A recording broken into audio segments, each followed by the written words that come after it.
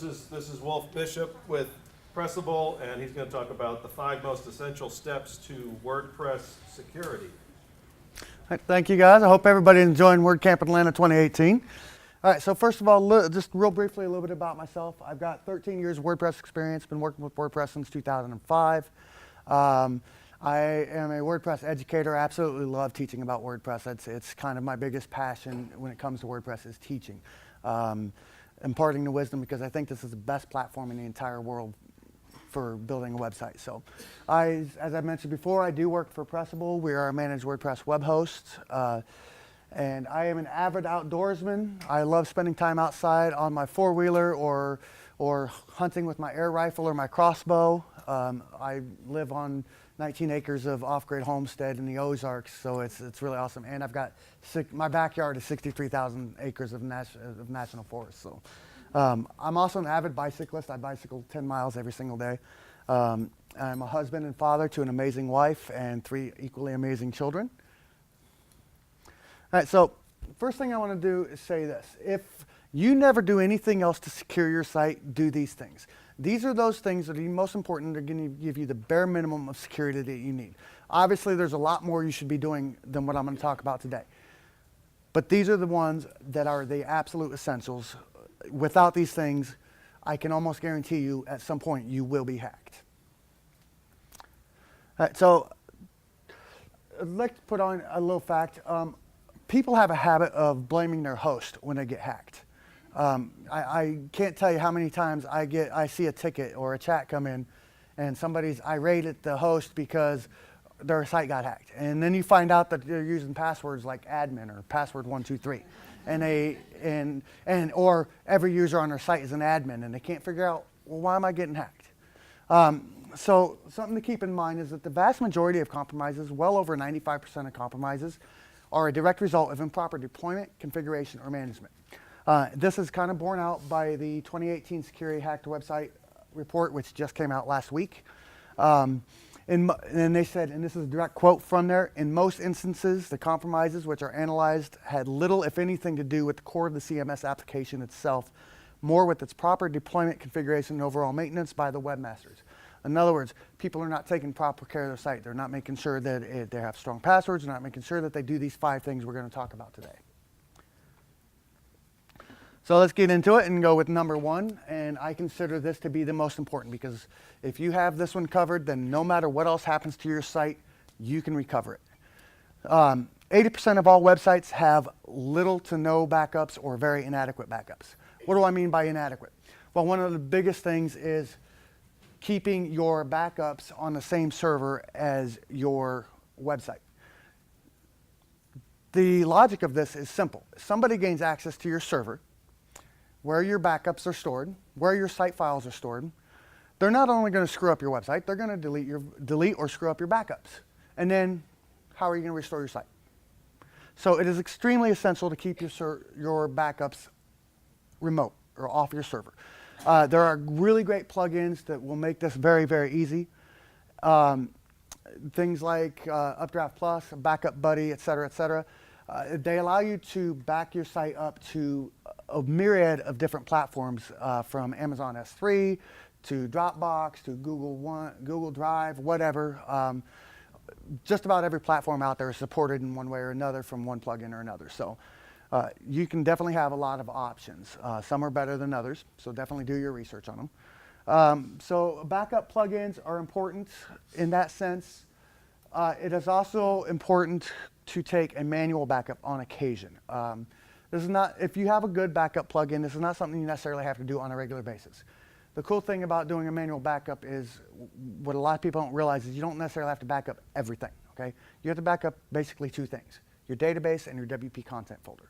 Because if you have those 2 things, you can always restore your website. Host backups. Most good hosts provide backups. Most good hosts will also tell you flat out not to rely on those backups. You got to keep in mind that hosts are backing up thousands upon thousands upon thousands of sites every single day. So inevitably, some of those backups may not be viable. Some of those backups may have a mistake in it. Something may happen that those backups are not effective. So while it is great to have those as an absolute last resort, don't count on them, don't rely on them, but also do make sure that your host does provide them. All right, second one. So I mentioned bad passwords like admin and password 123. You'd be surprised how many times in this industry I see this. And here's a few examples of good passwords. We're going to get into more detail here of what makes up a good password.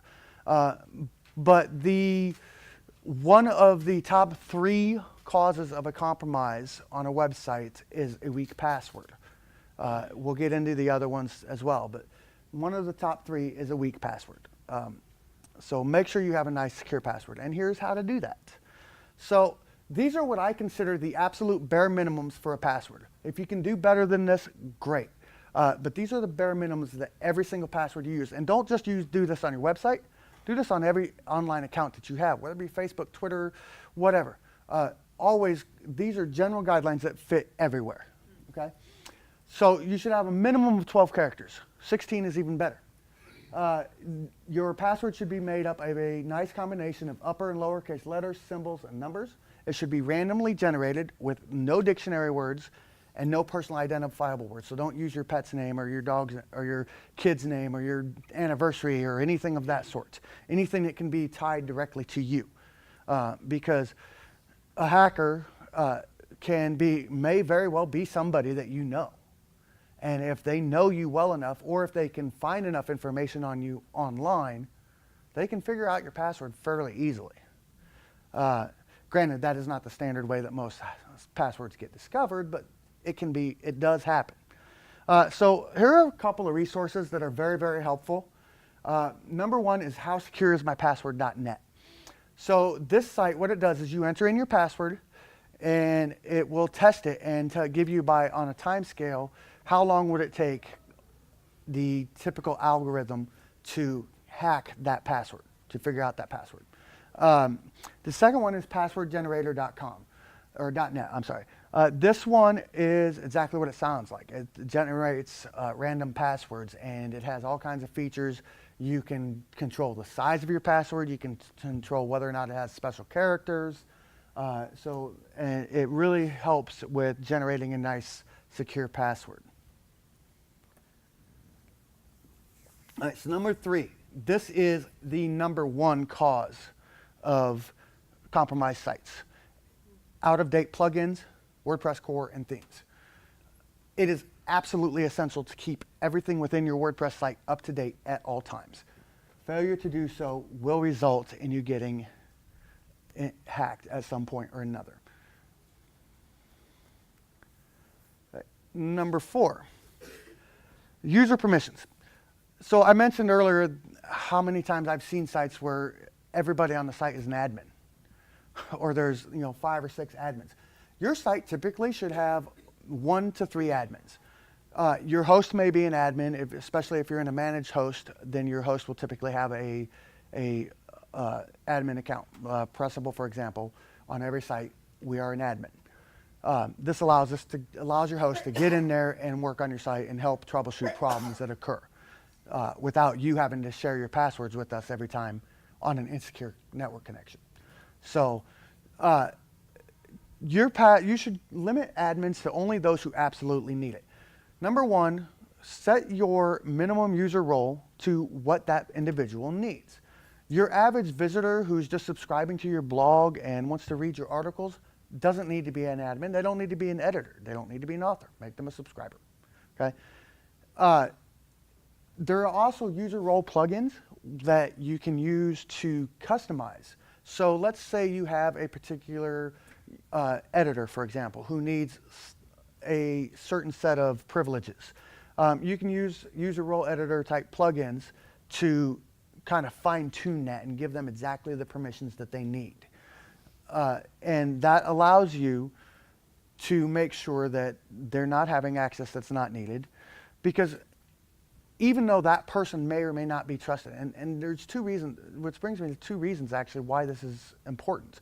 Number 1 is if you're working with a third-party developer that you don't really know very, very well, you never know what they might do to your site if they have the wrong permissions. Okay? You never know what kind of backdoor they may put into your site. And then later on, you're out of luck if they screw your site up. The other reason is simply that they may get in there and be doing their job and make a mistake. Mistakes happen. People are human beings. We make mistakes. And that mistake may completely destroy your website. I actually had a client one time who had a user get in there and was doing their job, and they deleted something that they should not have deleted, and it deleted thousands of user accounts off of their website. And there was no way to back those up. There was no way to trace them or recover them. So they had to go, the client had to go in there and manually recreate every single one of them. Needless to say, it cost them a lot of time and money. So, no, actually they did not. It's a little hard to fire the owner or co-founder. So, this one here is security plugins, number 5. I want to do a disclaimer on this before we go into it in depth. It is always better to manually secure your website at the code level if possible. However, most people, even designers and developers, do not know how to do that. They don't know how to go in and write the code that is necessary to secure your site properly. So there's an alternative, and that is security plugins. Couple of good examples is iTheme Security, WordFence. The WordFence guys are here today, in fact. These are just a couple of examples. There's many really great ones out there. Bulletproof is another good one. And it's a very easy way to secure a website. They come with a very wide range of features that allows you to do just about everything you need to make sure that your site is secure. However, you should use these plugins with caution. If you don't know what each feature does, don't enable it until you figure out what it does, because it very well may break your website. Because every website is different. There's different configurations, there's different setups, different themes, different plugins in place. Maybe you have some custom code and you enable the wrong feature and you could literally lock yourself out of your website. Best case scenario. Worst case scenario, you completely break your site and now you've got to restore it if you're lucky enough to have a backup. So, okay. All right, so make sure that if you are going to use a plugin, make sure you research the features. iTheme Security is a very good example of this. I see people all the time who have gone in there, they've installed the plugin and just started click, click, click, click, click, click, click, enable everything. And then they come to me like, I can't get into my site, or my site's gone, or, well, yeah, you didn't know what you were doing, so read the documentation, I guess is what I'm saying. Read the documentation before you enable something. And this should be kind of a standard practice with any kind of plugin, whether it be security or anything else, because the same thing can happen with other types of plugins, obviously. So, all right, so like I said, you can keep in touch with me. My blog is wolfbishop.com. Feel free to email me at any time, timothy@pressable.com. And if anybody's got questions, I think we got a couple minutes. Yes? Does Pressable have any documentation or training to manually secure the website without use of plugins? We do not currently in our knowledge base. There are a couple of articles that are in the development phase right now that should be released hopefully fairly soon to do exactly that. Right now there's not, but there do a Google search how to for manually securing WordPress, and you'll come up with a lot of really great articles. So yes. When you're backing up your site using Backup Buddy Mm-hmm. On a regular schedule, you have a choice of complete or data. Right. So when you first set it up, do a complete. Okay. Once you're done, you've got it already set up and configured, then just do the data.